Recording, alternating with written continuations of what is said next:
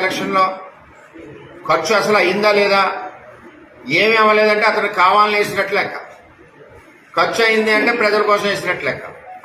ఆ యాంగిల్లో కూడా ఆలోచించి వాళ్ళ అభ్యర్థిత్వ వాళ్ళ ఏజెంట్స్ కూడా రిజెక్ట్ చేయవలసిన బాధ్యత కూడా ఉంది. ఎందుకంటే వైసీపీ వాళ్ళు ఒత్తిడితో జనాలను అక్కడ పెంచి ప్రాబ్లం క్రియేట్ చేసి, అల్లరి క్రియేట్ చేసి, ఆ ఎలక్షన్ కౌంటింగ్ ఆఫీసర్ మీద ఒత్తిడి క్రియేట్ చేసి, మరి ఇవన్నిటిని కూడా పోలింగ్ మన ఎంప్లాయీస్ చేసిన ఓటింగ్ ఏదైతే ఉన్నాయో వాటన్నిటి మీద కూడా జరగకుండా చూడాలని దురుద్దేశంతో ఉన్నారు. కానీ అవి జరగదు. ప్రభుత్వం కానీ డీజీ కానీ అందరూ కూడా మరి ఎలక్షన్ కమిషన్ అండర్లో ఉన్నారు.